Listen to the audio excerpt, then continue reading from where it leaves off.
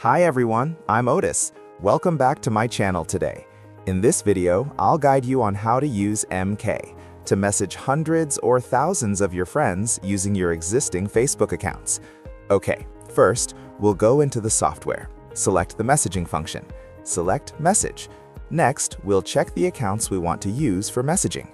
Okay, next, we'll set up the messaging time from 30 to 50 seconds. Next is to choose the content we want to send. I already have some pre-written message content here, so I'll click Save. Next, we'll allow sending duplicate messages, or if you don't want duplicates, check here.